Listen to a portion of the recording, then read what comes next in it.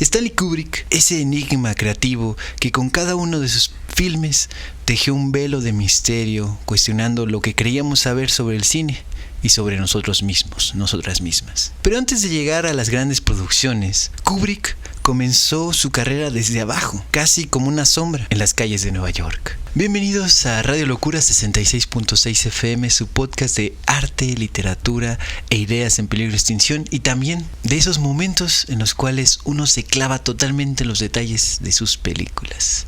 Mi nombre es Javier, @más o menos en todas las redes sociales. También tengo mi canal personal, Más o menos Literatura, aquí mismo en YouTube, donde comparto cosas que a nadie le importan pero a todo el mundo le sirven, es decir, reseñas literarias, comentarios sobre libros y cultura en general. Mi nombre es Alex Siriana, alex.siriana en todas las redes sociales. No se olviden de ir a checar mi música, que es literalmente el trabajo de mi vida. Me despierto y me duermo pensando en música para compartirla con todos ustedes y todas ustedes. Muchísimas gracias también a Fango Bazar, patrocinador oficial de este proyecto Radio Locura, donde ustedes pueden visitar su Instagram fácilmente y encargar todas las playeras habidas y por haber del catálogo, que pues tiene que ver obviamente con los episodios que salen cada domingo en este proyecto Radio Locura. Y no se olviden también de suscribirse gratuitamente y también con su aportación económica a la familia de Patreon de Radio Locura, en la cual tenemos 2 niveles de paga y uno gratuito. En el gratuito van a tener algunas cosas extras de los episodios, y en los otros pues serán una parte fundamental e importante para que este gran proyecto se lleve a cabo. En el segundo nivel se estarán llevando de una manera garantizada una playera de Fango Bazar, evidentemente. Y síganos en Instagram, aquí está apareciendo la Radio Locura 66.6 FM, donde están todas las novedades de lo que ya está publicado en el canal y de lo que viene en camino, de esta idea que es que no se extingan las mejores cosas del arte y desentrañar a los artistas, por supuesto que también. Así que recuerden que la locura todo. Y que ser animal no está tan mal. Vamos a ver el intro y estamos de vuelta.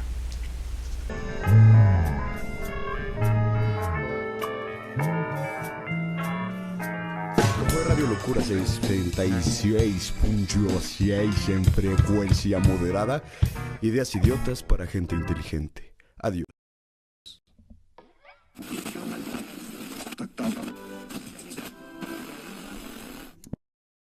Episodio número 55. Stanley Kubrick. Hoy exploraremos ese laberinto mental de un hombre que desafió las convenciones del Hollywood más clásico de los años 50, 60, 70, 80, 90 y más, y dejó un legado de inquietud y de muchísima invención.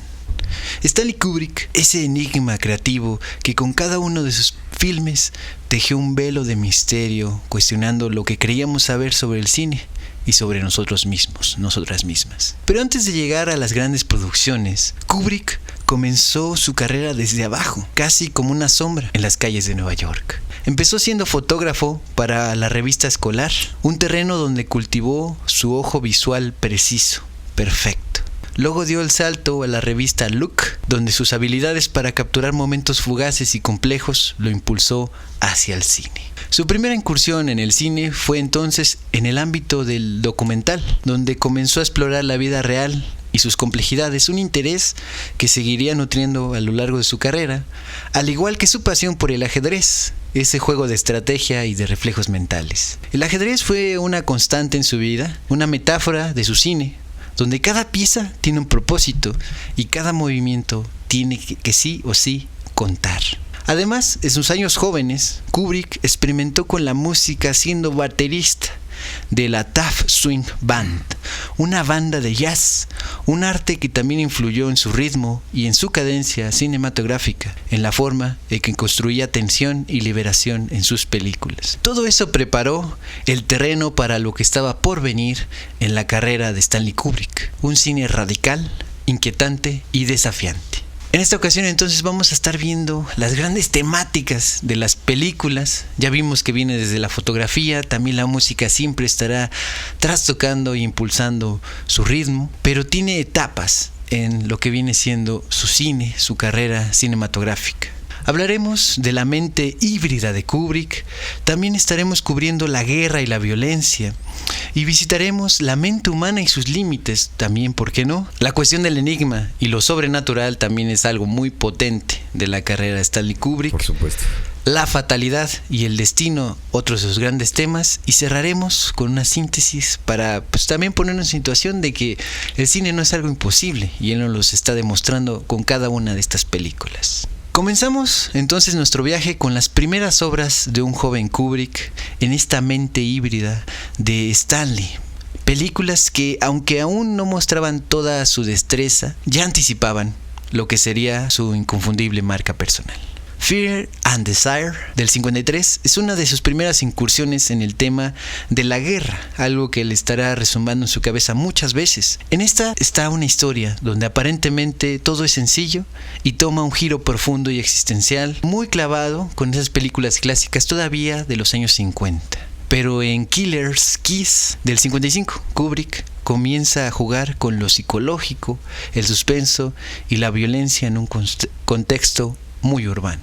Sin embargo, una de las que son completamente híbridas, que ya podemos destacar como primeras obras maestras o óperas primas, quizás mejor dicho, es Lolita.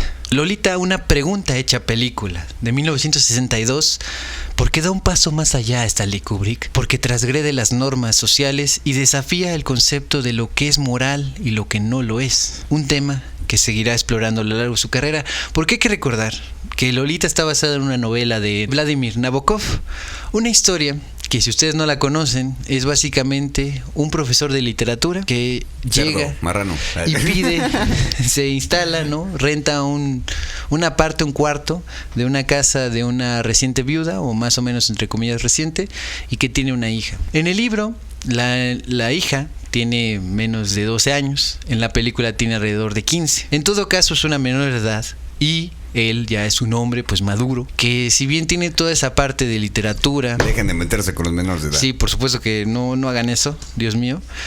Pero en esta película y en el libro sí pasa, ¿no? Y por eso mismo Kubrick es muy atrevido al empezar con eso, estas primeras obras ya que empezaron a cautivar pues la curiosidad, el morbo y sobre todo el interés en cómo lo retrataba en la pantalla. Esta historia de un profesor entonces enamorado de esta niña se vuelve algo pues obviamente de incesto, porque se termina volviendo su padrastro. Y lo interesante de las imágenes, más allá del tema, es que esta película todavía está en blanco y negro. Esta película pues dura lo suficiente, 2 horas y más, y tenemos esa sutileza de Stanley Kubrick en los detalles. La música está completamente invadida por el jazz, por música de la época, por los bailes que se hacen por la primavera, por ejemplo, o el verano. Y tenemos aquí una de las primeras participaciones de Peter Sellers, uno de los actores más potentes de las primeras películas de Stanley Kubrick, donde hace un escritor para la televisión que tiene una participación, digamos, en la sombra para seducir a esta Lolita. Básicamente, sí, un viejo marrano, como ya lo había dicho. Hay 2 viejos marranos en esta película. Uno es Humber, el profesor de literatura, y otro es un escritor de televisión. Digamos, también podemos verlo así, con esa curiosidad que tenía para grabar historias peculiares. Y yo quisiera que, si quieren darse la oportunidad, no es la única ocasión en la cual ese libro se ha hecho película, pero sí que desde el blanco y negro hay una confusión de lo que es el deseo, de lo que es la realización personal, tanto profesional como dentro de una familia, y que a veces los personajes en las películas, en los libros, pueden transgredir cosas que, si no se cuestionan de esa manera en el arte, muy probablemente estamos ignorando cosas que sí son parte de la realidad, ¿no? Sí, claro, el arte como reflejo de la vida y la vida como reflejo del arte, ¿no? Y en ese juego de ficciones y de realidades, no hay que ignorar entonces que estos casos lamentablemente suceden, ¿no? De transgredir pues lo que viene siendo la mente, el cuerpo e incluso la familia como tal de una adolescente, ¿no? De una niña, ¿no? Y bueno, Lolita es la primera donde llama la atención del público en general, aunque, como siempre, y estaremos viendo, tuvo sus cuestiones ahí problemáticas con el mismo autor del libro, porque tuvo algunas decisiones creativas diferentes. Entonces esto nos habla mucho del enigma que es Stanley Kubrick. Esto es arte, no es burocracia, cabrón. Exacto, y él siempre estuvo abogando por la idea de que el arte de sus películas tiene que ser libre, como lo fueron sus fotografías, tanto de estudiante como en la revista Look, que también es parte fundamental. Si ustedes quieren conocer a Stanley Kubrick, también pueden empezar por las fotografías. Sí, que creo que es una puerta de entrada bastante accesible al trabajo de Kubrick. al menos en la cuestión visual, ¿no? Sin duda, se ve la atención al detalle y la imagen más potente de estas cuestiones pictóricas, ¿no? De sus fotografías es una foto que hace para que se lleven el dato ya de una vez de un vendedor de periódicos junto con un periódico pues en su kiosco que dice que murió el presidente estadounidense y es un presidente que quieren mucho porque fue el que atendió la Segunda Guerra Mundial, prácticamente fue un segundo padre para todos los estadounidenses, pero lo interesante es que se ve... Papi murió. Prácticamente esa es la atmósfera que transmite Stanley Kubrick, pero lo interesante es que no es que estuviera triste el periodiquero como tal y él solo capturara el momento y se fuera, sino que se acercó y le dijo: necesito que pongas la cara más triste que puedas presentar en tu kiosco, te voy a hacer una fotografía. Entonces de ahí ya estamos viendo que preparaba incluso sus fotos. No es que capture. Pinche mentiroso, aquí se acaba el programa. Es un mentiroso, pero a propósito, dentro de todo el artificio que es el arte, ¿no? El arte es una gran mentira, pero es una mentira bellísima. Deliciosa. Pero es con Doctor Strangelove, que han traducido como Teléfono Rojo, volamos hacia Moscú, o Doctor Insólito, cómo aprendí a dejar de preocuparme. O las grandes aventuras del doctor que siempre está buscando el amor. Pues el amor, digamos, medio retorcido a la humanidad, porque en esta película, Doctor Strangelove, Kubrick da su primer salto porque combina, y es de hecho la película más destacada porque incluye sátira y el terror a la bomba nuclear. Esta película es de los años 60. ¿De dónde les nació ese terror? No, eso no existe. Por una cosa que se llamó la Guerra Fría, una cuestión pues históricamente cabrona, que pues es la Unión Soviética y Estados Unidos con su arsenal nuclear y que en cualquier momento se destruían entre sí y el mundo entero pues se iba también entre sus patas, ¿no? En esta película hay una crítica feroz a lo que es la locura del poder y la guerra. Establece un tono que se repetirá a lo largo de su obra, la combinación de lo absurdo por un lado y lo siniestro por otro lado. Con esta película, Doctor Strangelove, Stanley Kubrick no solo transforma el tema de la guerra, sino que lo eleva a una reflexión sobre la humanidad misma, mostrando cómo el ser humano se enfrenta a las tragedias que él mismo está creando. Absurdo lo ridículo de que nosotros hacemos nuestros propios demonios, ¿no? Y quiero destacar obligadamente la mención de que también en esta película sale Peter Sellers, un actor que en esta película, Doctor Strangelove, hace 3 personajes, de hecho iba a ser 4 personajes. Se mamó. Y de hecho le dijeron a Stanley Kubrick: ok, puedes hacer esta película de Doctor Strangelove, está muy bien, pero por favor incluye a Peter Sellers. Porque, y dame seguro social. Ojalá, sí, como diría Chappell Roan en todo sentido. Vean nuestro episodio de Chappell Roan ya en el canal. En ese sentido, Peter Sellers ya había marcado la pauta en Lolita. Él es el personaje que le ayuda, también siendo un viejo marrano, pero a alcanzar la libertad por parte de Lolita, ¿no? Y les gustó tanto al estudio el desempeño de este actor que le dijeron a Stanley Kubrick claramente: haz tu película, tienes libertad, cambia la historia porque está basada también en un libro que se llama Alerta Roja, si no recuerdo mal. Y sí o sí, tienes que incluir a Peter Sellers, pero no solo incluirlo una vez, tienes que incluirlo por lo menos 3 veces. Es decir, que interprete muchos personajes. Iba a ser 4, pero en el momento de estar grabando se lastimó el tobillo y ya no pudo hacer una escena. Literalmente se chingó la rodilla y ya no pudo desempeñar el cuarto. Que, para decirles claramente, ahí actúa como el presidente de Estados Unidos, actúa como un comandante que está de intercambio militar en Estados Unidos, aunque es británico, y también interpreta al Doctor Strangelove, que es el típico ahora científico loco, que es una crítica potentísima a esa operación que se llamó Operación Paperclip, donde Estados Unidos, después de la Segunda Guerra Mundial, llegó a Alemania al mismo tiempo, un poquito después que la Unión Soviética, y se rapiñaron a los científicos alemanes para usarlos a su favor. En este caso es una crítica muy potente y pueden ustedes ver que incluso la potencia que tiene esta película es que ese trastorno, ese síndrome de la mano extranjera o mano fantasma que le llaman, clínicamente reconocido, también se le puede referir como el síndrome de la mano del Doctor Strangelove, ¿no? Porque en la película este científico loco alemán hecho estadounidense, su mano no la puede controlar. Sí, también tiene que ver con eso, incluso con Perry el ornitorrinco, porque no puede controlar el movimiento de su mano, que de momento se le va revelando y de repente incluso se levanta hacia arriba, ¿no? Como lo hizo Elon Musk hace no mucho, y no controla que su mano sigue siendo pues nacional socialista, ¿no? Y bueno, el final de la película, como ustedes pueden imaginar, es el fin del mundo. No estoy haciendo ningún un spoiler que no puedan entender ustedes viendo la película, que se sabe que va a pasar el Armagedón, pero es ver la crítica, la risa y sobre todo las actuaciones de Peter Sellers, que haciendo 3 personajes que casi hace 4, logras perderte y decir, creo que estoy viendo otra persona literalmente en la pantalla cuando es el mismo actor. Sí, un camaleón realmente. Sí, tal cual. Entonces Peter Sellers es de esos autores de la pantalla, ¿no? Al improvisar y al mantenerse, porque incluso provocó muchas de las escenas, no estaban planeadas y pues eran tan buenas sus improvisaciones. ¿Para qué te pago, papi? Que lo dejaron. Improvísale. Tal cual, ¿no? Entonces, esta parte de la mente híbrida de Kubrick tiene que ver con Lolita, tiene que ver con Doctor Strangelove, una sátira del terror nuclear, y con un chiste que pues quiero que se lo queden, que es en la habitación de la guerra, que es donde es el cuartel general estadounidense, donde están todos los generales y los grandes mandatarios. Bueno, nada que ver con el Pentágono, por supuesto. No, nada que ver con eso.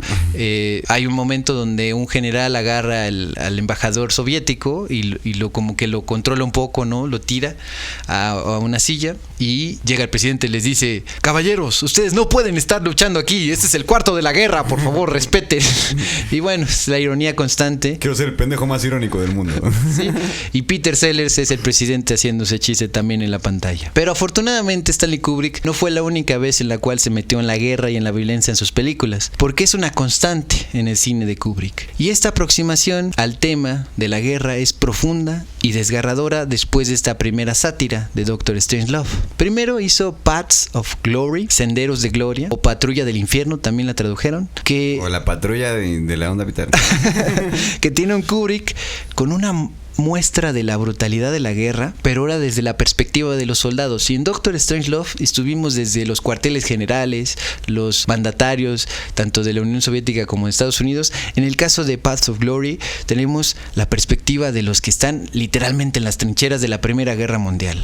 Aquí la lealtad, la vida humana y el honor se distorsionan por los que están arriba, por la burocracia militar. Termina habiendo un juicio, el ejército francés ahí se ve un poquito como medio tontos, medio estúpidos, pero eso pues no les gustó muchísimo al gobierno francés, que prohibieron la película, por cierto, y no será la primera ni la única ocasión en la cual se prohibían películas de Stanley Kubrick en el mundo. Pero bueno, ustedes si quieren entrar en esa parte desde las trincheras retratadas por Kubrick de la Primera Guerra Mundial, es Paths of Glory, ¿no?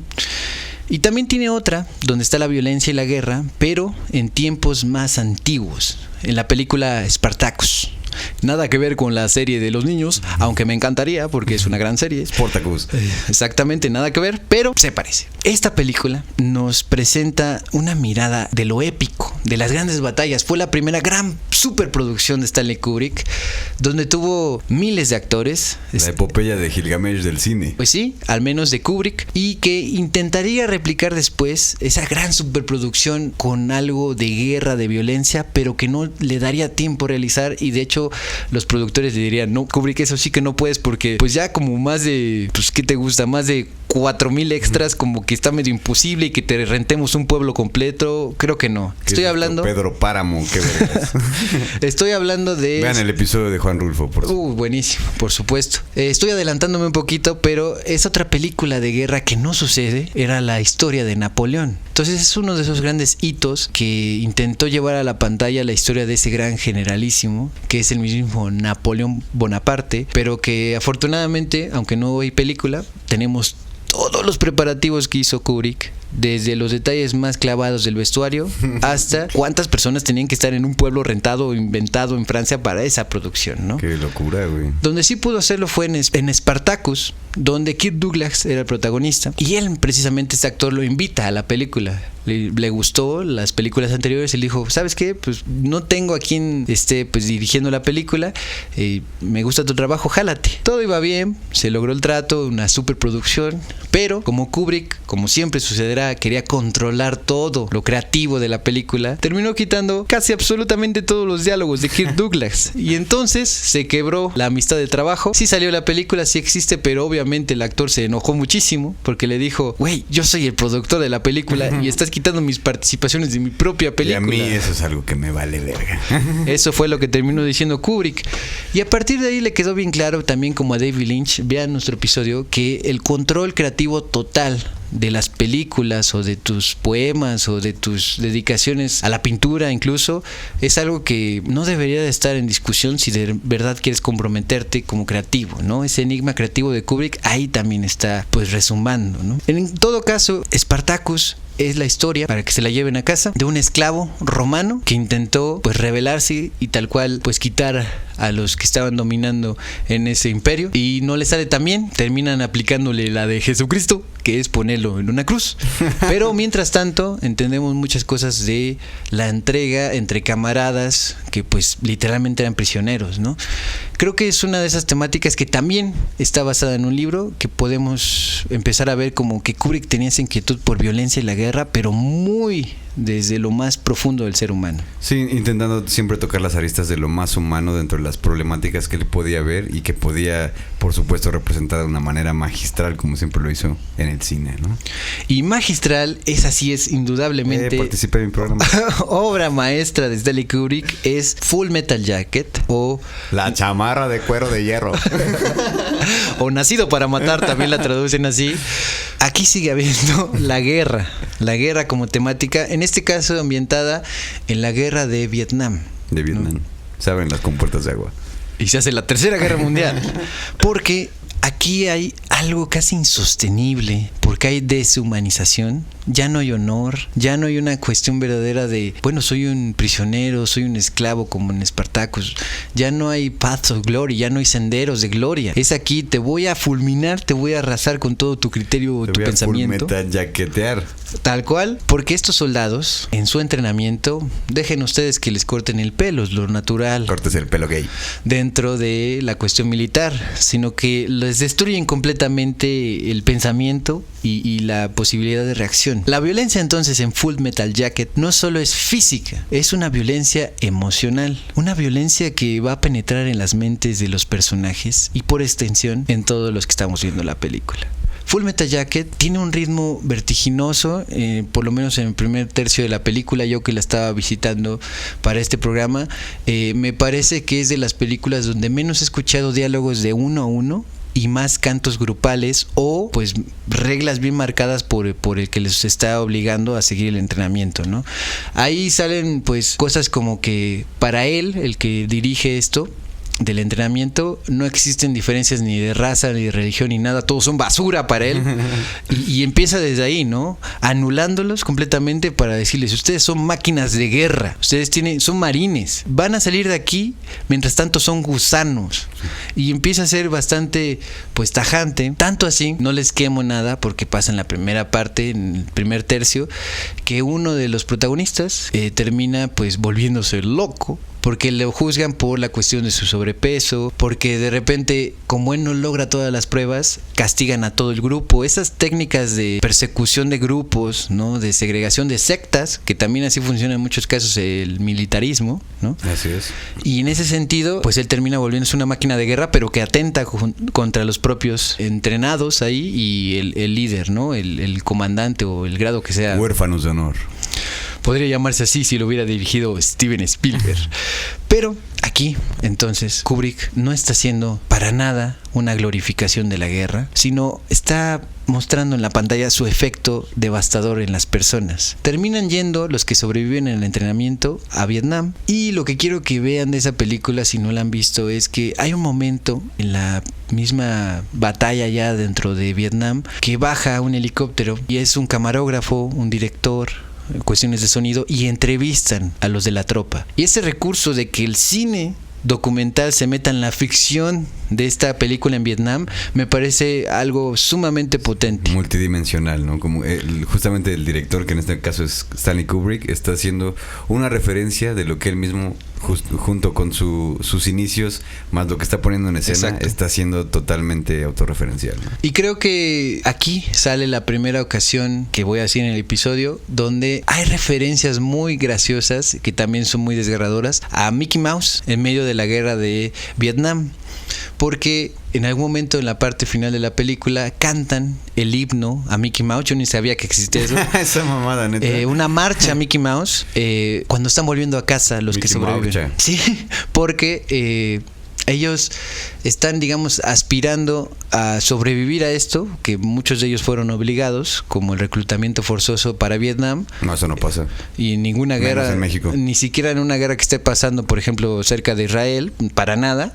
Pero en todo caso, esta parte de Mickey Mouse también saldrá en El Resplandor, por ejemplo, donde es siempre irónico Kubrick cuando hace esas referencias. También, antes de que se me olvide, también sale en Lolita, porque hay una parte donde dice: ¿qué son estas cosas de Mickey Mouse, de episodios de series animadas? Se está burlando de esa parte del Hollywood pues animado más pues chato, ¿no? Más que muchas veces Más solo chapatín. muchas veces solo es Coca-Cola y pues Mickey Mouse, ¿no? Entonces, productos, vender y cállate la boca, ¿no? El mundo es Mickey Mouse, Coca-Cola, tierra y mar. Y Disney World, ajá. Lo que sea. Esta película de Full Metal Jacket es una película que él quería hacer mucho tiempo antes de que se estrenó. Es de sus últimas películas y él en ese momento de su carrera no la presenta como la mayor novedad. Para ese momento ya se había estrenado Apocalipsis Now, por ejemplo, de Francis Ford Coppola, que también es una película de Vietnam basada en El corazón en las tinieblas de Joseph Conrad, de otro libro y demás, adaptado a Vietnam. Y que es un viejo más marrano que Kubrick. Sí, sobre todo en las últimas épocas de Coppola.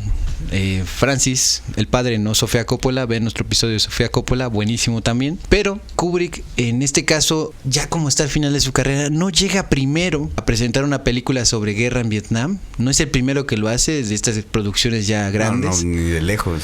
Pero llega a hacerlo de una manera fulminante y sobre todo el primer tercio de la película, todo lo que pasa en el entrenamiento es algo completamente desgarrador y que puede darte risa, pero que te la estás pasando mal al ver cómo destruyen psicológicamente, emocionalmente, de sus raíces, de la cuestión religiosa, en todo los pulverizan, y con una crítica totalmente que es lo que Kubrick quería. Dice, ya había hecho Paths of Glory, donde se ve desde las trincheras, ya había hecho Doctor Strangelove, que se ve desde los cuarteles generales, ahora lo voy a hacer desde la parte en la cual se está concibiendo que los soldados ya no sean seres humanos. Esta, para él, y él lo dijo, es su verdadera película antiguerra. Las otras eran pues del poder, las otras eran pues de la cuestión de las trincheras, de trabajar ya sobre la marcha en la guerra, pero esta es cómo se destruye el ser humano en la guerra de Vietnam, en Gaza, en Ucrania, en cualquier lado. Y que siempre es una conversación que se está llevando a cabo, no nada más en cuestión cultural o en las conversaciones, sino también las puestas en escena que van más allá del arte, que es literalmente la guerra, que es quitarle la vida a otras personas por absolutamente ninguna cosa personal. Una cuestión de nacionalismo, y creo que Stanley Kubrick en este sentido en Full Metal Jacket lo termina haciendo de una manera magistral, porque termina siendo una crítica de algo que en cuestión de la historia siempre desafortunadamente pareciera estar ahí de una manera eterna, ¿no? Como el deshumanizar, siempre anteponen los principios de lo que tú crees que es lo único posible, ¿sí? Y sobre todo también esta reflexión de siempre estás luchando, algo así como lo de nunca sabes para quién trabajas, nunca sabes realmente en la guerra por quién estás muriendo, ¿no? Sí, en todo sentido, esta violencia de Full Metal Jacket es el destino al que al parecer están condenados todos los individuos que estamos, y nos incluyo, atrapados en los engranes de un sistema que nos está consumiendo. Llámese capitalismo, llámese 2025 como un año específico. En general, el mundo no está bien y Kubrick lo sabía. De hecho, esta película entonces termina de una manera anticlimática bien cabrona, igual que Doctor Strangelove, porque la guerra y la violencia para Kubrick sí podían verse desde la sátira, sí tendrían que criticarse, sí podrían verse algunas cuestiones de honor ahí, de camaradería, pero siempre es algo que está derribando completamente la vida, la existencia, el amor, incluso si quieres verlo, ¿no? Pero si la guerra y la violencia marcan la estructura externa del cine de Kubrick, con las que ya mencionamos, la mente humana y sus límites se convierten en el terreno de su exploración más clavada.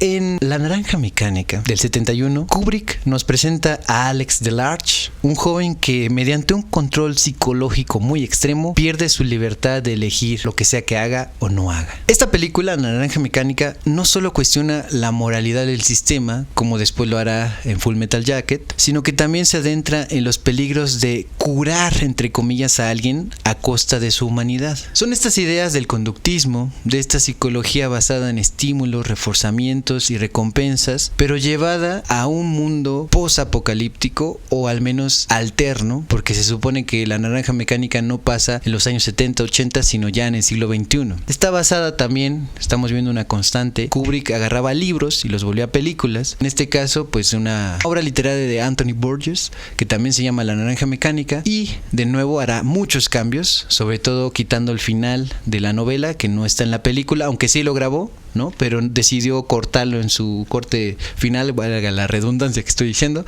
Y yo creo que la escena más potente de La Naranja Mecánica, no solamente cuando él está viendo las imágenes de hiperviolencia o de ultraviolencia en la pantalla, en este método ludovico que le llaman, de exponerte tanto a la ultraviolencia que te cause asco, sino que también está en la parte donde él es torturado con su propia música de Beethoven que le encanta. Hemos estado viendo, si ustedes vieron la película, si no pueden visitarla siempre que ustedes tengan la oportunidad, que Alex Delarge está clavado en pasársela reventando el mundo, violentando a la gente, adquiriendo pues broncas con otras pandillas, incluso violentando a los vagabundos. Pero una vez que es curado, todo se le viene en contra, hasta que termina llegando a la casa del escritor que violentó, junto con su esposa, violentar sexualmente incluso, y que ella pues no sobrevive a este ataque. Y hay un momento entonces que el escritor descubre: este chico que está aquí fue el que hace 2 años vino y rompió mi casa y junto con su pandilla destruyó mi vida. Se pasó de verga, sí. Totalmente.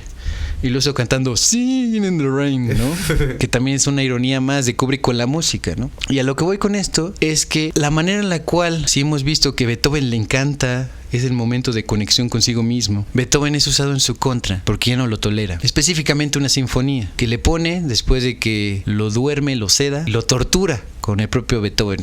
Esa imagen de usar la música clásica de Beethoven, romántica, del romanticismo musical, para torturar a alguien que supuestamente ya fue curado con un método nuevo, conductivista o conductista, como queramos llamarle, es para mí algo muy interesante. No solo porque en la novela ya existe, porque así fue escrito en la historia original, sino porque Kubrick lo marca muy bien con esos encuadres desfilando en un Alex Delarge que despierta y dice: ¿pero qué es eso? ¿Qué está pasando? Y es justamente su amado Beethoven.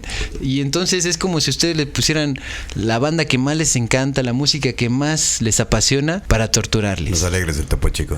Como debe de ser, cómo no. Sonido la changa también. Y en eso, pues él termina intentando... Un changazo, más o menos. Un changazo para Alex Delarge de La Naranja Mecánica. Y en ese sentido, él termina intentando pues acabar con su vida y no le sale, sobrevive. Y ahí viene el vuelco del final de la película, que es, aunque intentaron curarlo, no le salió porque lo terminaron torturando alguien más que tenía una rencilla con él, que era el escritor. Y entonces vamos a darnos la mano, ¿no? El poder con el supuestamente curado, porque la prensa nos está jugando en contra. ¿Cómo que tú te intentaste, pues digamos, aniquilar a ti mismo? ¿Y cómo que te torturaron? ¿No? Entonces el método no está bien. Únete a nosotros, que somos los que estamos en el poder, para no perder las elecciones. Los buenos, guiño, guiño. Digamos. Y pues serás premiado. Pero nos damos cuenta al final de la película, yo no lo había notado la primera vez que la vi hace mucho tiempo, ahora sí, que él en realidad ya le quitaron la cura, entonces ya puede tener otra vez acceso a la ultraviolencia. Pero ahora desde el patrocinio de los mismos del gobierno que intentaron curarlo desde la manera más política. Siempre hay un poder que está permeando en la forma en la que este individuo está ejerciendo la violencia, porque en ese momento es algo que les funciona. Y eso me parece muy, muy cabrón, tanto de la película de Kubrick, que totalmente es un reflejo súper visual, súper bien estructurado de lo que es la narrativa de Anthony Burgess, porque recordemos que también esto es una gran crítica, sobre todo también justamente a la ideología conductista. Está haciendo que el individuo sea el culpable de todos sus males y de todos los males que causan el mundo, pero el sistema siempre está bien, ¿no? Y esto es algo que, esto lo digo entre comillas, y Kubrick de esta manera logra llevar a la pantalla grande esta crítica social, que es el psiquiatrismo, en la manera en la que, no, pues es que estás deprimido y tienes que trabajar y tienes que ser funcional en la sociedad para poder tener algún tipo de valor, y en el momento en el que ese valor se va, también junto con ello se va también la personalidad del individuo, ¿no? En esta película realmente creo que se refleja bastante la forma en la que Kubrick percibe al individuo en esta dualidad entre la violencia y no violencia, que es lo que se puede notar muchísimo dentro de la película, pero termina siendo totalmente una sátira de lo que es que siempre te culpen a ti por tener los problemas que tienes, ¿no? Y nunca cuando es el mucho sistema. las causas son sociales, son políticas. Y justo lo que tú estabas comentando, en el final te das cuenta totalmente de cómo es que en el momento en el que ya funcionas como un ser ultraviolento, pasa con Alex Large, de una manera totalmente instrumental que está ayudando a que el sistema, político se siga religiendo, ese tipo de cosas, sí. Entonces ahí sí ya puede ser un maldito loco, ¿no? Y creo que esta cuestión de la naranja mecánica queda súper clavada con la atención al detalle que tiene en toda la película, sobre todo en la música, que él ya venía con esta inspiración desde el jazz, y también pues claro, con toda esta influencia de su propio desarrollo como una persona que termina decidiendo la música que sale en la película. Yo sé que es algo muy obvio, pero no siempre pasa así. No, Kubrick controlaba incluso cómo tenía que sonar tal música, aunque él no la desarrollara, o qué canciones clásicas tenían que estar sonando. Tomar a Beethoven para presentarlo al mismo tiempo con la cuestión de la ultraviolencia me parece un detalle sublime de estos contrastes de la mente humana. Y La Naranja Mecánica pues es por lo tanto un clásico de estos cuestionamientos de la mente humana y sus límites de acuerdo a Stanley Kubrick. Y como último comentario, justamente el tomar a Beethoven no es ningún tipo de coincidencia, ya que Beethoven en su tiempo también era tomado como música, de hecho violenta, ¿no? Ultra violenta en ese sentido. Entonces ¿sí? Aquí empezamos a vislumbrar también, ya de una manera a lo mejor popular o en el mainstream, como se le puede llamar, de su atención al detalle, ¿no? Sin duda. Pero no solo se quedó Stanley Kubrick afortunadamente en una sola cuestión de ver la mente humana y sus límites, porque también en 1980 sacó El Resplandor, The Shining, y aquí la exploración va aún más lejos. La historia de Jack Torrance y su descenso hacia la locura en un hotel aislado refleja cómo el entorno puede desatar los peores demonios del ser humano. Kubrick utiliza la atmósfera del hotel para generar un terror psicológico que se mezcla con la locura inherente del protagonista. Es decir, ya viene precargado, solo hay que tener un mal día o unas vacaciones horribles trabajando. Joker, tío, sí, jajas, para que te vuelvas loco, ¿no? Y el horror en esta película, por lo tanto, no viene solo de lo paranormal, de esas presencias fantasmagóricas, sino que viene mucho más de las grietas que existen en la psique humana. Esta película, a mi parecer, es top totalmente dentro de la carrera de Kubrick, dentro de las cuestiones del terror, dentro de las cuestiones de mejores adaptaciones de un libro a una película, porque también se basó en una historia de un libro publicado, si no recuerdo mal, 3 años antes de la película, que es El Resplandor de Stephen King. Es muy interesante ver de nuevo las diferencias entre el libro y la película, porque una vez más, y en esto estamos insistiendo totalmente, Kubrick cambió cosas de la fuente original. No lo hizo solo, también tuvo colaboradores en el guión. Platicó con Stephen King. Al principio Stephen King estaba más o menos a gusto, después dijo, me parece una cosa horrible la película.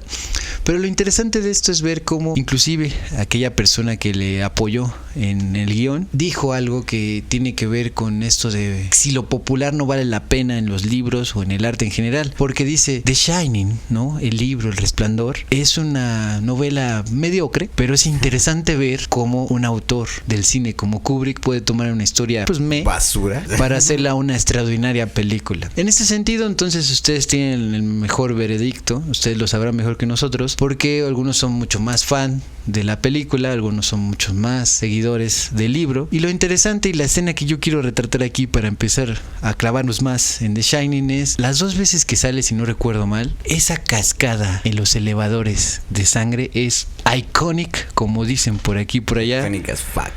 Totalmente algo que marca la pauta, que quedará claro en toda la película, que es, esta película no es el clásico terror u horror de ¡uy! Te asusté de que brincó algo en la pantalla, sino de que vamos a clavarnos en lo más recóndito de cómo se quiebra esta familia de los que están pues en la película, ¿no? Jack Nicholson, un verdadero actorazo que ustedes pueden ver la película y notar una vez más como esa parte histriónica, reventada de sus gestos, que se parece en cierto sentido a Jim Carrey, si ustedes quieren tener una comparación más reconocible, pero y gracias a eso podemos tener un retrato aún más claro de que ya venía un poquito loco, ya venía un poquito enfático, ya venía un poquito inquieto.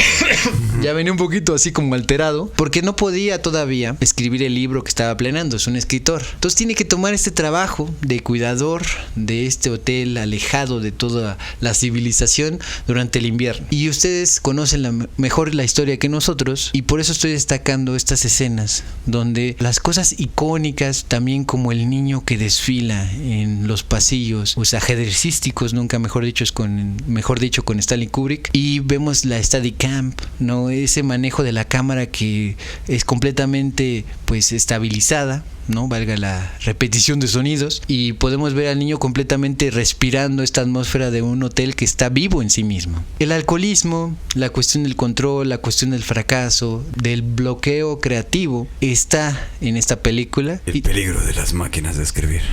Sí, porque no puede hacer su escrito, aunque tiene toda esa soledad y dedicación posible, y más bien se le está metiendo en la cabeza esa idea de atacar a su propia familia, que se vuelve en una amenaza de sumisión, digamos. No de que no pudiera realizar su trabajo, sino que de plano no hay manera de dedicarse a su obra si no está solo, digamos, completamente asimilado por el hotel. Hay muchos cambios entonces, repito, entre la película y el libro, pero yo creo que están muy bien llevados. Personalmente creo que es de las mejores películas de Stanley Kubrick, y que si es algo que no has conocido, este autor del cine, este brillante creativo del detalle más mínimo y potente de las películas, puedes entrarle por The Shining, ¿no? No hay pierde, creo que tiene bastante buen ritmo. Wendy Carlos en la música hace una dedicación estupenda, aunque hay que decirlo una vez más, Stanley Kubrick le encargó así como, bueno, hazme música para la película, me gustaría este vals, me gustaría esta otra cosa, esta fanfarria que le llaman en términos musicales, y solo dejó 2 de todas las canciones que hizo y puso canciones así populares de otra época para hacerlo pues más a su gusto, ¿no? Y que justamente antes de que continuemos, vayan a ver el episodio de Wendy Carlos que tenemos aquí en el canal, el de la primera temporada de Radio Locura, una artista trans súper fundacional para la música electrónica, ¿no? Sí. Y que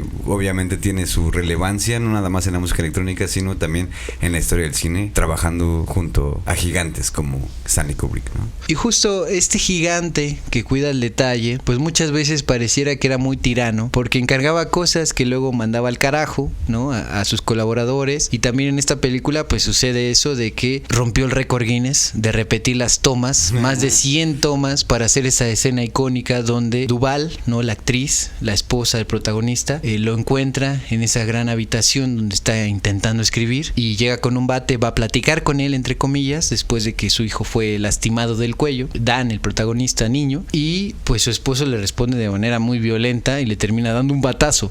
Esa escena se repitió más de 100 veces y Duvall dijo en una primera entrevista, fue brutal repetir todo eso, yo ya no quería llorar, ya era demasiado, en realidad fue un abuso. Y en esa primera entrevista dijo, bueno, pero no lo cambiaría por nada porque la experiencia de cómo quedó fue fantástica. Hacer arte. Pero siguió pasando el tiempo y hubo un par de entrevistas más, por cierto, de Duvall, donde ella, cuando ya estaba un poco más centrada en su vida, porque como que empezó a quebrar su psique también como ser humana, reconoció ya mucho más grande que en realidad no estuvo nada bien abusar de ella como actriz. Esto también hay que mencionarlo porque Kubrick será sí muy dedicado al detalle, pero muchas veces irá más allá de los límites del respeto a la profesión de los actores o de los músicos encargados, pues hasta con su equipo, ¿no? Del talento que tiene pues tras bambalinas, ¿no? Tras la grabación o en la edición. Es muy cuestionable, por supuesto que sí, pero aún así, pues así sucedió. Hay que decirlo tal cual. Ustedes pueden ver la película y el resultado sí es resplandeciente, si me permiten la expresión, en la película. Nunca mejor dicho.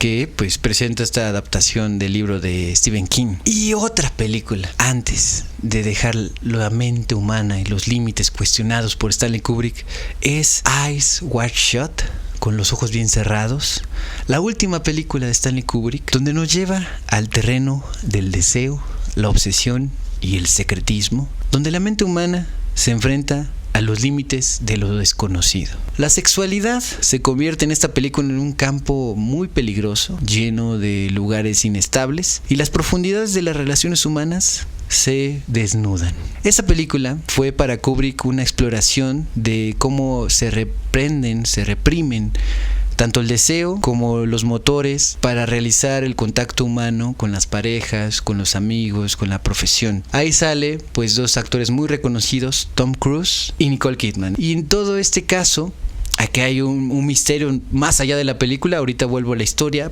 pero creo que es muy interesante esas teorías que se desatan de acuerdo a esta película o a partir de esta película, que repito es la última que graba, y momentos después de la premiere que hizo, digamos, en Petit Comité, con los actores, con su familia, le llamó a Nicole Kidman y le dijo estas palabras más o menos: nos van a envenenar a todos tan rápido y tan cabrón, digamos, que no nos va a dar tiempo ni de estornudar. Para Nicole Kidman, cuando hace esta declaración, pues pudo haber sido, y lo imaginó en su momento después de colgar, una ocurrencia, una broma de Stanley Kubrick, después de haber trabajado juntos. Pero lo que la choqueó y que también nos puede dar mucho de qué pensar es que al día siguiente se entera por los noticieros, por los medios, que Stanley Kubrick había tenido un infarto y estaba muerto.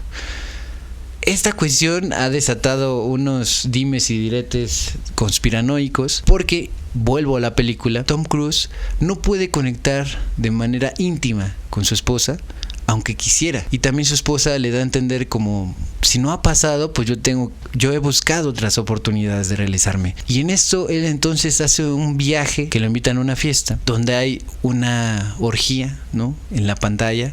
El juego de las llaves. Una realización ritual de encuentros de mucha gente de manera carnal, y se ve esta cuestión de las cuestiones sectarias, de asociaciones en las sombras. Y muchos han dicho entonces que si esto pasa en la película de manera ficcional, a mucha gente en el mundo real no les gustó, a los poderosos, que sí tendrían estos encuentros de sectas, que mostrar esa posibilidad. Por decir algo, ¿no? Algún personaje que pues acabó con su vida en la cárcel casualmente. Trump, y en todo caso,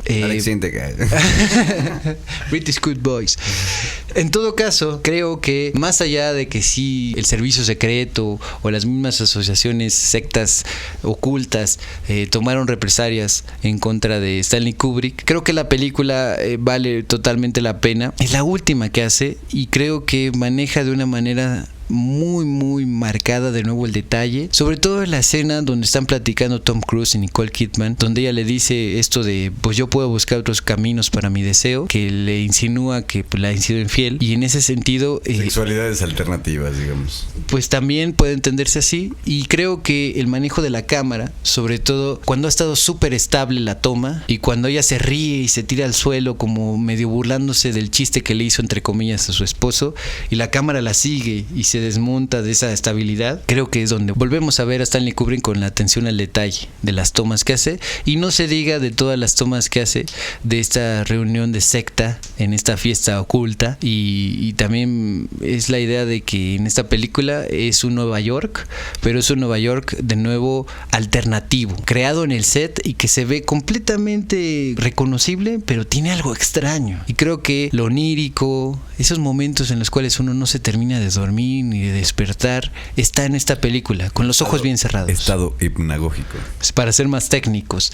Y bueno, es la última y creo que hace un gran trabajo Stanley Kubrick también en la música. De nuevo hay marchas pues de música clásica, no hay vals. Siempre atendiendo la música. Nunca perdió el ritmo literalmente en cómo musicalizar sus propias películas. Stanley Kubrick, entonces, en la cuestión de la mente humana y sus límites, en Ojos Bien Cerrados pueden ustedes también encontrar un Stanley Kubrick muchísimo más misterioso, que inclusive algunos dicen que le costó la vida, ¿no? Así que con los ojos bien cerrados. Con los ojos bien cerrados se despidió. Muchos dicen... No es cierto, te queremos. Muchos dicen que solo fue un infarto, otros dicen que, como él mismo lo insinuó, lo envenenaron. En todo caso, nunca lo sabremos, a menos que viajemos en el tiempo o nos unamos a esas sectas. Yo no quiero hacerlo, así que voy a continuar con el programa. En todo caso, si algo caracteriza a continuación el cine de Kubrick, es esa fascinación también por el fenómeno de lo inexplicable, el enigma, lo sobrenatural. Llegamos a una de esas películas que dices gracias, Catedrales. Diosito, porque permitiste que esto existiera, que se llama 2001, una odisea en el espacio del 68. Aquí Kubrick no se quedó en llevarnos a las estrellas solamente, también nos empujó hacia una confrontación con lo divino, con lo eterno, con lo trascendental. La famosa secuencia del monolito que aparece en la película. Monolito. Y el monito, ¿no? El monito junto al monolito. El qué monito. Sí, porque de hecho así empieza la película, con ese momento de los tiempos prehistóricos, con los changuitos que aprenden a usar las herramientas que son los huesos. Algo que sería de cierta manera parodiado por la producción de Barbie, de Greta Gerwig. En recientes años. Inclusive llegará a permear esa cuestión icónica del detalle en películas contemporáneas muy potentes también como Barbie y Los Simpson, que también tienen parodias de Kubrick. Justamente es una de esas escenas que trascenderán en la historia del arte y de la cultura de una manera bien cabrona. Y cómo no, si en esa primera escena de Odisea en el Espacio 2001 tenemos estos changuitos que aprenden a manipular herramientas. Changuitos como resina. Y se vuelven más inteligentes que otro grupo de changuitos y se da a entender que de ahí venimos, ¿no? De changuitos que aprenden a usar herramientas. Ay, y sí. Todo está perfectamente coronado, permítame agarrar el micrófono así, con ese vals de Así habló Zaratustra. Esa composición de Strauss, ¿no? Clásica de un baile, pero que se lleva hasta las últimas consecuencias de una participación de un vals interestelar, un vals en el espacio de esa estación, de esa nave espacial que está danzando la danza, el baile de el cosmos. Esto nos va a llevar poco a poco en esta película que tiene escenas súper potentes, como una que recordemos muy de golpe, cuando hace ese viaje al final el astronauta y se viene todas esas escenas de luces, de líneas, de descripciones medio tecnológicas, porque está llegando del otro lado de agujeros negros, del tiempo, del espacio. Es algo que, por lo menos para mí, creo que si lo ves una vez jamás se te olvida. Y es algo muy potente en el arte en general, pero sobre todo en la carrera de Kubrick, que es bien notable, sobre todo en esta película, que es el arte siempre nos está dando esa ventana para poder imaginar un mundo diferente, y este mundo diferente que él está poniendo está totalmente regido por la ficción, pero de cierta manera también por esa tecnología que ya está instalada en el momento en el que él ya está haciendo esta película, como pasó con Julio Verne o incluso con sí, Leonardo da Vinci. Desde la literatura o el arte. Son cosas que el arte, que yo siempre estaré vagando por eso, y por eso están viendo este programa, porque estamos hablando de arte y artistas bien cabrones. El arte siempre está vislumbrando futuros posibles que ni siquiera la misma ciencia en ese momento puede llegar a imaginar, ¿no? Y eso es algo muy cabrón, porque incluso ahorita él habla de él justamente de este año 2001, cuando él dice, pues probablemente como George Orwell en 1984, que vayan a ver su episodio, siempre está hablando de un futuro en el que esto está de cierta manera, está permeando siempre como esto va a ser posible, esto es el futuro, esta tecnología es lo que va a estar instalado, esta es la manera en la que vamos a poder vivir, estas son algunas de las cosas casi psicodélicas, cosmológicas que vamos a poder... La cosmogonía de Dalí. Pero es importante siempre estar atentos de que el arte está viendo muchas cosas que probablemente incluso estamos 1000 años antes de que esto llegue a ocurrir. En la realidad cotidiana. Y Kubrick creo que lo ve de una manera en la que obviamente pone un año, como diciendo, esto tal vez pasa aquí, como pasará en Volver al Futuro, en 2015. Pero en 2001, Odisea en el Espacio, es justamente una oda también a ese futuro, que es tal vez un futuro alternativo, ¿no? El que nosotros no tuvimos acceso, que probablemente es incluso menos tecnológico que el que tenemos ahora, pero... Más potente, más lleno de posibilidad. Seres humanos buscando su vida más allá de las estrellas. Y en eso hay que decir de nuevo, Stanley Kubrick aquí trabajó también con otra mente creativa, que es Arthur C. Clarke, un autor de ciencia ficción que también era un científico, donde entramos en esa colaboración donde Stanley Kubrick admiraba muchísimo a Arthur C. Clarke, tanto así que lo invita y trabajan en el guión, pero eso sí, no lo deja estar en la grabación, porque aquí el maestro del cine es Kubrick, no Arthur C. Clarke. Y de hecho, el trabajo en conjunto conjunto se reveló en dos cosas. Uno es la película como tal, 2001, Odisea en el espacio, y el libro, la novela Odisea en el espacio, 2001, de Arthur C. Clarke. Eso es muy interesante porque nos revela Bastante. que si cuida los detalles, también permite, ya sea que lo hayan hecho antes que él, como en el caso de Lolita con Nabokov, o con Stephen King en el caso de Resplandor, ya existía la obra, bueno, yo voy a hacer algo diferente. En el caso de 2001 es muy interesante que trabajaron al mismo tiempo. Sí. Y esa mancuerna fue potentísima, sobre todo porque creo que es el único caso donde Kubrick sí le rendía honores al autor con el que estaba trabajando, literario, ¿no? Del libro que terminó originándose. Después se volverá una saga de varias odiseas que desarrolla principalmente Arthur C. Clarke, pero en todo caso la película es la que marca la pauta de que esta historia se vuelva completamente universal en todo sentido, tanto en las capacidades técnicas como en la imaginación de ciencia ficción, también como en los avances de lo que se debe contar y callar en una película. Y en eso tengo que hablar de una de las escenas más memorables, que es todo el fragmento, el capítulo donde aparece HAL, no HAL el de Malcolm el de medio, sino HAL, la computadora que viaja con los astronautas que van hacia al otro lado de la trascendencia. Que también está justamente dando la pauta a cómo vamos a percibir y cómo vamos a vivir el futuro, como lo estamos viendo ahora con la inteligencia artificial. Sí, también hay ahí un bloque que nos conecta con nuestros propios días.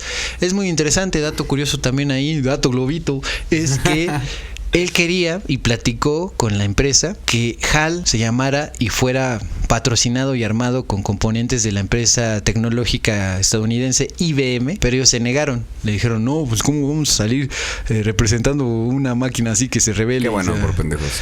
Y él dijo, bueno, está bien. Terminó poniéndole el nombre de cómo se hacía llamar esa empresa antes. IBM antes se hacía llamar HAL. Ah, wow, no sabía eso. Entonces, en ese dato vemos que Kubrick también le gustaba no solo enterarse de quién quería colaborar, quién no, cómo podría ser. ¿Quién habían sido? Exactamente. Ir un pasito atrás para una película que iba mucho más allá en el futuro. También es significativo. Atención al detalle, ¿no? Sí. El creador del detalle fílmico, Stanley Kubrick, también en 2001 se ve. Yo creo, entonces, que 2001 a lo mejor no es para todo el mundo. Ciertamente hay muchas personas que no les interesa la ciencia ficción. Película larga. También es una película larga, comparte muchas similitudes y de hecho tuvieron como una rivalidad que lo hizo el público, la crítica, no los cineastas, con Solaris de el mismísimo Tarkovsky, porque más o menos se entrena. Ya tenemos un episodio en el buenísimo también, que pueden revisar para clavarse también en esa parte de la historia del cine soviético. Y tuvieron entonces una rivalidad que no hicieron ellos, sino que la crítica los puso así como a competir porque estaba la Guerra Fría. Como Belinda y Ángel Aguilar, por ejemplo, ¿no? Digamos. Sí, más o menos es la misma idea entre Kubrick. ¿Quién será Kubrick? Yo digo que Belinda. No, al revés. No, al revés. ¿Qué pasó? No te confundas. No, olviden lo que dije. No, me voy a desuscribir de mi propio canal. No se crean. Síganos, por favor. Compartan este video.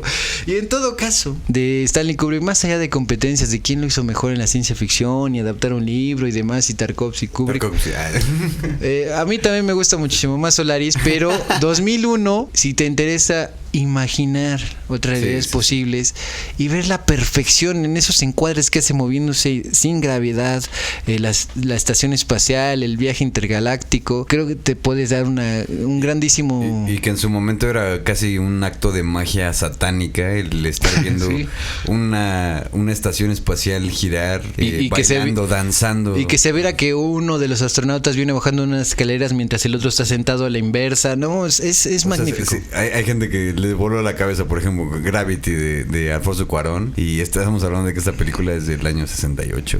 Y justo hablando de esa época es que se empieza a correr otra teoría de conspiración, que es... Los pájaros no existen. Además de los pájaros no existen, es que el alunizaje, ese viaje del Apolo, en realidad fue una producción de Stanley Kubrick. Ah, sí. Esa es mamada, güey. Esa también empezó a circular, de hecho sigue estando. Veo cómo están comentando. No, pero yo sí vi un documental donde dicen que Stanley Kubrick hasta afirmó, no sé qué. No, güey. Pues yo creo, no niego la posibilidad de que él tuviera la capacidad de hacer algo así. pero no mames. Pero yo creo que estaba mucho más concentrado en hacer cine, cuestiones pues de viajes Pues es como este políticos. chiste, ¿no? que dicen de era tan complicado replicar las condiciones de la luna que fueron a grabar a la luna. Eso, Ajá. ¿Cuáles fueron las implicaciones de grabar en el espacio? Le dirían también. Pero bueno, a lo que voy en todo caso con 2001 no es una película para todo mundo, valga la cuestión fantástica o de ciencia ficción. pero eso no quiere decir que no sea para ti. Sí, porque a lo mejor puede ser un ritmo lento, muy distinguido, de detenerse, de ver el detalle, de silencios. También hay mucho silencio en esta película. Pero si te permites esa entrada en esas historias de ver más allá literalmente del mundo, más allá del horizonte, estarás entrando en una de las demostraciones de lo que marca la pauta de cómo se debe ver la ciencia ficción, cómo se debe sentir y sobre todo el misterio de esta película. En el libro se explican muchísimo más las cosas, cómo se trasciende, cómo el humano llega más allá a otras partes del universo, pero en la película no, todo termina de una manera muy hermética, muy cerrada, muy de símbolos también, ¿no? Exactamente. Justamente el final es bastante con esta estatua y este cuarto donde está postrado en la cama. Ajá, y después de que se incorpora y ve algunas estatuas, esculturas y todo muy clásico humano, pero ya no está en la tierra, ya está en otro plano, ¿no? Sí. Algo que pareciera coloquial o algo cotidiano, realmente aquí se convierte en un artículo siniestro. Siniestro, misterioso y completamente una odisea en el espacio. Stanley Kubrick con 2001 nos hizo plantearnos todas las preguntas una vez más de lo que es el viaje más allá de nuestro planeta, incluso antes de que el Apolo llegara a la Luna, más allá de si él lo hizo o no. Yo no puedo negarlo ni afirmarlo, realmente me vale verga. Yo lo único que quiero es que vean la película, porque eso es lo más importante con Kubrick. No la película solamente el alunizaje, sino 2001, una odisea en el espacio. En El Resplandor también tenemos cuestiones de misterio, y quiero mencionarlo también en este momento. Se mezcla con esa locura interna de Jack Torrance, y el hotel es un reflejo de todas estas cuestiones misteriosas, de estas cuestiones de conflictos internos de los habitantes. Y en Ojos Bien Cerrados también hay esto mismo, el misterio, lo sobrenatural, y está siempre al acecho. Una no realización con la persona que comparte su vida del protagonista Tom Cruise con Nicole Kidman, le revela todo un viaje hasta psicoanalítico de lo que es el deseo oculto detrás de las personas, de las relaciones humanas, y no se va a resolver de todo sino hasta el final de la película con algo tan simple como es, bueno, pues ya tengamos relaciones, hagamos el amor, porque así será la película de Ojos Bien Cerrados, pero el oculto sentimiento y la ocultación de cómo realizar el deseo con las personas que se aman siempre ha estado ahí. Sigmund Freud ya nos dijo muchas cosas al respecto que ustedes pueden decir, pues es una estupidez, al mismo tiempo pueden decir, para mí es una genialidad. Para mí puede ser una genialidad. Y en Ojos Bien Cerrados, el ocultamiento, lo oculto, lo cerrado, también está ahí abriéndose de par en par, aunque no lo parezca. Y también está la cuestión de la fatalidad y el destino en Barry Lyndon, una película de Kubrick del 75, donde Barry Lyndon es ese personaje advenedizo en medio de una película histórica, que va teniendo golpes de suerte, que va subiendo, ¿no?, en su carrera entre política, militar y demás, y al final termina fracasando por un accidente, tal cual, que le arruina a su familia, su dedicación, y tiene que exiliarse incluso de su lugar de origen, que pues no se queda muy claro de cómo a veces el éxito es realmente tirar una moneda al aire. Y una maldición, probablemente. El protagonista, Barry, busca alcanzar entonces la gloria y el estatus, pero está atrapado en fuerzas implacables del destino que lo arrastran sin importar. La fuerza del destino.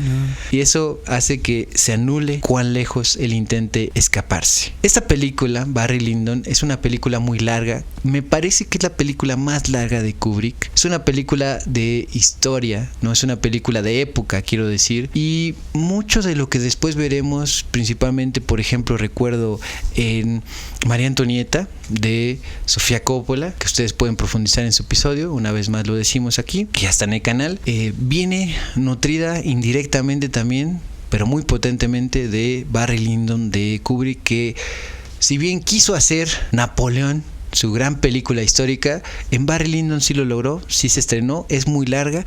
Algunas personas pueden decir, creo que no es la mejor película porque el ritmo es muy muy lento, pero por ser tan lento y ver esas cuestiones del destino y lo indeterminado del azar en la vida y en la realización de cada persona, se permitió incorporar una innovación técnica que le vino gracias a que la NASA le permitió unos lentes para grabar su película solamente con la iluminación de unas velas en las escenas. Eso en estos tiempos digitales ustedes pueden decir, no, pues está bien fácil, ¿no? Ya lo vimos en Pedro Páramo, la película de Netflix, donde todo es muy manejable y demás. O la lista de Schindler. O la lista de Schindler, ya noventera también.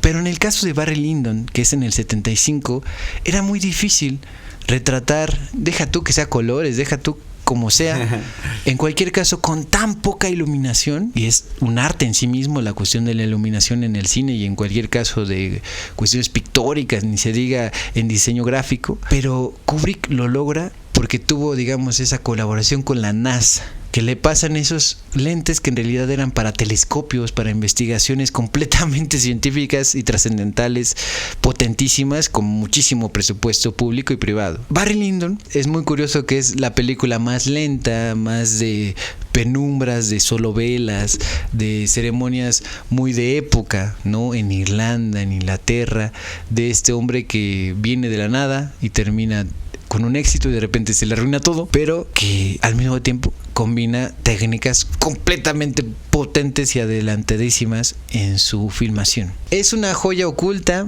es una que muchas personas nos brincamos. Yo tuve la oportunidad de verla hace un buen tiempo y me sorprendió justo eso de la iluminación. Piensen en Barry Lyndon de Stanley Kubrick, si a ustedes les interesa todo lo que tiene que ver con las capacidades de la luz, el silencio, en esos mismos términos de iluminación, y cómo el maquillaje, la cuestión de época, si a ustedes les gusta demostraciones de lo que puede haber en la moda de época y también con las luces, vean Barry Lyndon. Que a final de cuentas, así como los pintores también manejan muchísimo los colores, algo que tiene muchísimo que ver con el arte cinematográfico es que son maestros de la luz. De hecho, yo les recomiendo de una manera paralela un documental que se llama Masters of Light, okay, es decir, Maestros de la Luz, donde se habla de todas estas minuciosidades, de cómo el cine es el arte realmente de manejar la luz, ¿no? Sí. Y es justamente tiene que ver con estas minuciosidades de que la NASA de repente tome en cuenta a Stanley Kubrick como, se ve que tú lo vas a usar chido, carnal, ¿no? Entonces, ahí te va. Llegaron a un acuerdo y en todo caso ya venía mucho de su propia cuestión autodidacta, quiero decir, como fotógrafo. En sus fotografías de Kubrick puedes ver que tiene un manejo extraordinario de la luz, y en la película de Barry Lyndon, que ya pasó bastante tiempo desde que era un adolescente, desde que estaba, le llamaban un veterano de 19 años o de 15 años me parece, que ya hacía grandes fotografías para la revista Look. Entonces llega en el 75, bastantes años después, y lo logra recuperar para esta historia de época con una cuestión súper innovadora de la iluminación. Ahí está la cuestión de, pues sí puede ser como, no, esa película es para cinéfilos mamadores y así, pero sin duda es algo que debe de apreciarse si ustedes tienen las ganas, la oportunidad de redescubrir junto con el documental de Masters of Light, para iluminar o dejar de iluminar sus propias ideas, ¿no? Sus propias potencias creativas. La película entonces, resumidamente, refleja la lucha del hombre por controlar su destino, solo para descubrir que en último momento está completamente destinado a ser una pieza más en el tablero del tiempo. Es una tragedia que es visualmente sublime, donde Kubrick utiliza la estética y la cámara para reflejar la fragilidad de los sueños humanos. Barry Lyndon, del 75, de Stanley Kubrick. En todas estas películas, en toda la filmografía, fotografías, en su participación musical, en todo el control, Stanley Kubrick siempre estaba al cuidado del detalle, al más íntimo nivel y al más superficial de lo que pueda aparecer en una pantalla.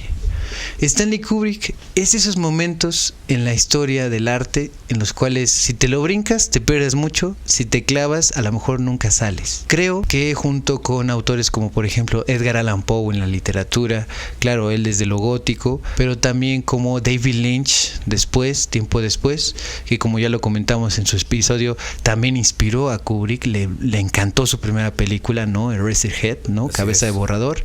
Y permítame entonces, antes de ir a la parte del cierre, mencionar que no solo solo Napoleón fue una película que él quería filmar y retratarlo con 10,000 millones de extras y pues tener la caracterización así de ver el mínimo detalle, cómo tiene que estar vestido el campesino, el aldeano, el primer ministro, bla, bla, bla, bla, bla. No solo eso, sino también que él tenía en su mente otra idea de ciencia ficción, el concepto de una historia que ya no alcanzó a realizar, que él quería hacerlo más o menos entre los 80s, 90s, en la recta final de su vida y de su obra, pero que en su momento, en ese espacio de tiempo, no había la tecnología o no la alcanzaba a ver él. Recordemos, ya estaba veterano, no en ese momento. Pero lo que sí pudo fue entablar una conversación y le dijo explícitamente, ahorita diré a quién: oye, tengo esta idea, quizás no me dé tiempo a realizarla, pero quiero que exista. Te la paso. Es una historia en un mundo. Se llama No Manches Frida. No Manches Frida 2. Y en ese caso, pues le legó esa película a este otro director que ahorita diré quién es. Y le dijo: creo que tú eres quien puede llevarla a la realidad, aunque yo ya no esté ahí, básicamente. Esta película se terminó llamando Inteligencia Artificial. Una película que el concepto es de Stanley Kubrick, pero la realización, la dirección fue hecha por Steven Spielberg. Un cineasta, Datazo, el rey Midas del Hollywood, más potente de blockbusters, que ya tiene su episodio en el canal, no dejen de verlo. También es otra manera de conectar todo esto que conectamos como tal entre los artistas, entre las inspiraciones de estos creativos, y que creo que si bien en ese episodio Kubrick no importó demasiado, sí tenemos que ver que si ese gran referente de Jurassic Park, de toda esa inspiración en la televisión, toda esa cuestión de saber tener buen ojo, Kubrick le encargó esta tarea. Tenemos al rey Midas de Hollywood, Steven Spielberg, siendo apadrinado con: ¿sabes qué? ¿Tienes esta idea? Te la dejo. ¿Quién? Stanley Kubrick. Venga. Esa película terminó existiendo, salió después de la muerte de Stanley Kubrick, en los años 2000, si no recuerdo mal, 2000, 2001, lo cual es muy paradójico, dado el nombre de la película 2001, si fuera el caso.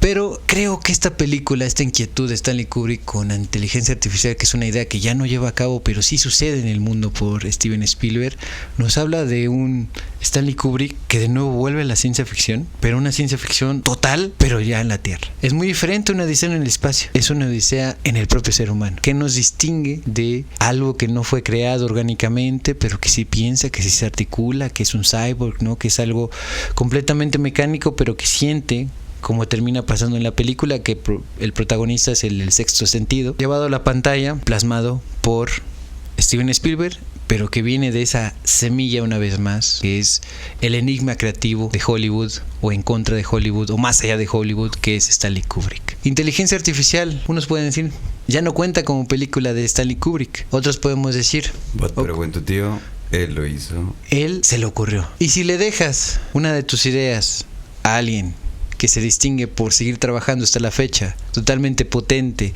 bien conectado con la mayor innovación, casi como un hijo adoptado de Stanley Kubrick, como lo es Steven Spielberg, yo creo que puedes retirarte de la vida pues bastante tranquilo cuando has hecho toda una carrera como Stanley Kubrick. Esa película significa lo último que se quedó y se realizó desde la mente de Stanley Kubrick, esa mente detallista y bien cuidada. Pero Napoleón también es algo que muchos fantasean con que hubiese existido. Quizás en algún futuro, con inteligencia artificial, tenemos Napoleón de Stanley Kubrick ya liberada en YouTube como algo accesible.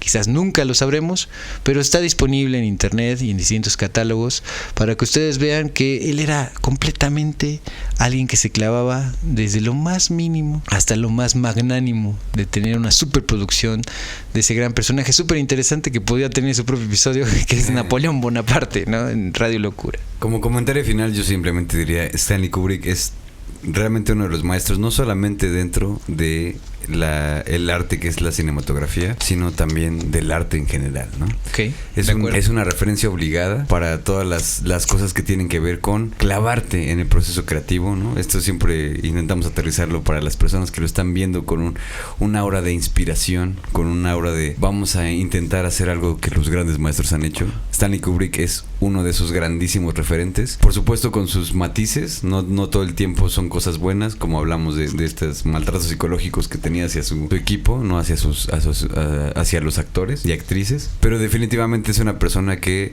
hay que tomar en cuenta también que siendo diagnosticado también con el autismo, es una persona que veía la vida de una forma diferente, ¿no?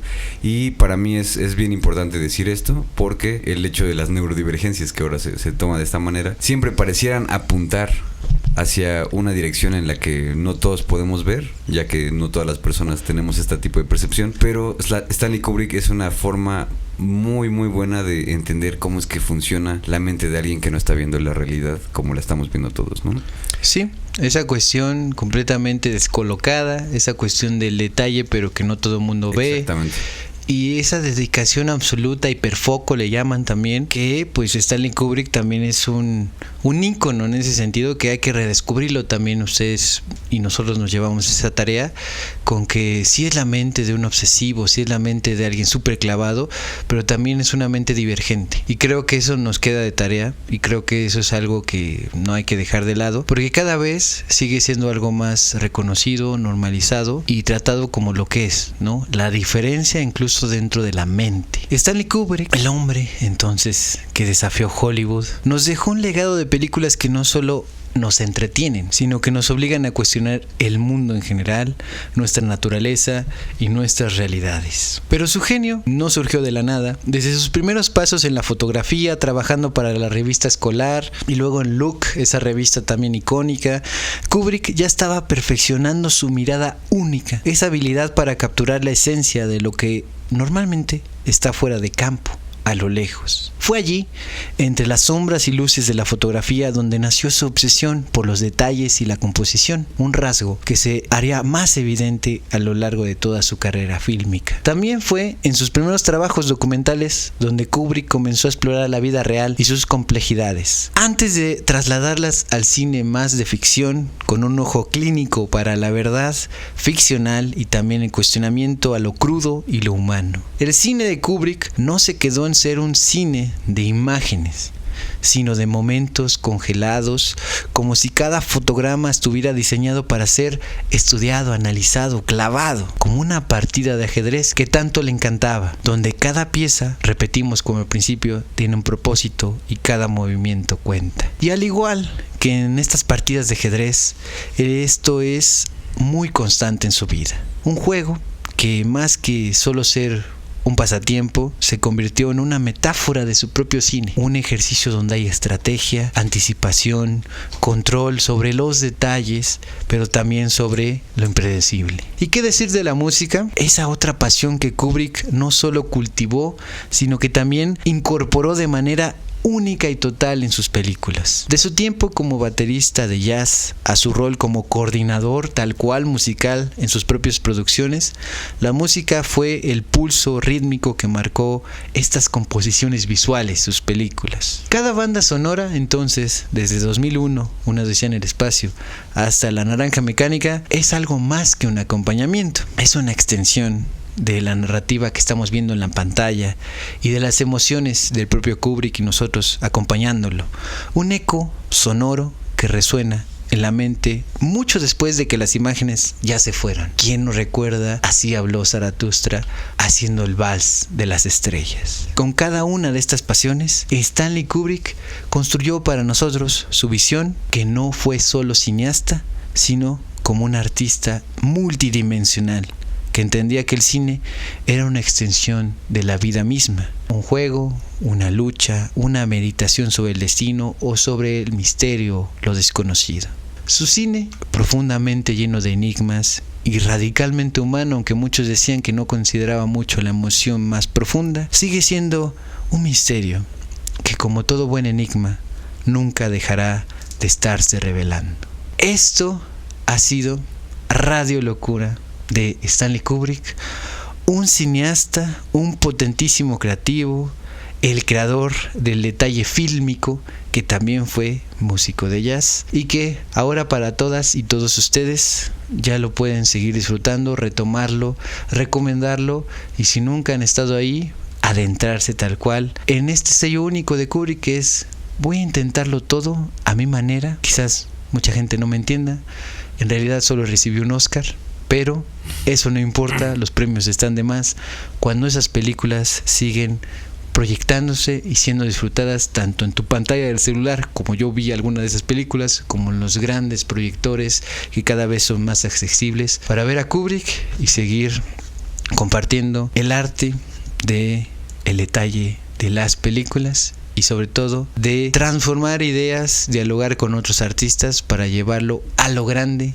a las grandes cuestiones de los cines y transmisiones en streaming ya en nuestros días. Y quiero que sepa toda la audiencia que es un honor para nosotros el haber traído a Stanley Kubrick, uno de los grandes referentes del cine, del arte sobre todo, a este grandísimo programa, este gran proyecto Radio Locura. Y por supuesto esperamos que comenten todas sus películas favoritas, las escenas que más nos hayan marcado desde su infancia hasta probablemente si acaban de ver este programa y por ello vieron alguna película, vengan aquí de nuevo a los comentarios y déjenos las cosas que más les impactaron. De verdad es un honor para nosotros el seguir combatiendo esto. Por favor, suscríbanse al canal. Muchas de las personas que ven este canal, ya lo dije en otra ocasión, no sé cómo pedirles que se suscriban porque realmente es un verdadero deleite para nosotros estar extrayendo todos estos artistas. Los desentrañamos justo enfrente de ustedes para que ustedes se inspiren y se sientan muy cercanos a lo que es la naturaleza humana y sobre todo la percepción de lo que es el futuro, la ciencia ficción y por supuesto lo que significa ser un ser humano. Y muchísimas gracias a Fango Bazar, patrocinador oficial de este proyecto Radio Locura 66.6, donde ustedes pueden encargar directamente en su Instagram cualquiera de las playeras del catálogo, que también existirá por supuesto la playera de Stanley Kubrick, que ustedes pueden apreciar y pues conseguir con tan solo unos clics de distancia. No se olviden de unirse a la familia de Radio Locura en Patreon, donde tenemos 3 niveles. Uno es gratuito, donde van a poder ver un poco de cosas extra acerca de todos estos episodios. Por supuesto, en el primer nivel van a tener acceso a todo el contenido que tenemos de una manera, si es que no tienen YouTube Premium, totalmente sin anuncios. Y en el segundo nivel van a poder recibir mensualmente una playera de parte como regalo de Fango Bazar, de la talla que ustedes quieran, absolutamente cualquier modelo que ustedes quieran. Síganos en Instagram para que no se pierdan las novedades que vienen en camino y también todo lo que ya está disponible en el canal de Radio Locura. Mi nombre es Alex Siriana, alex.siriana. No se olviden de ir a checar mi música, de dejarse llevar por esas ondas sonoras que de repente le dan un enorme orden a todo lo que existe en el universo. Mi nombre es Javier, @ más o menos en todas las redes sociales. En YouTube está el canal Hermanos de Radio Locura, más o menos literatura, donde hablo de cosas que son reseñas literarias y comentarios críticos sobre cultura. Esto fue Radio Locura 66.6 FM, ideas idiotas para gente inteligente. Y adiós.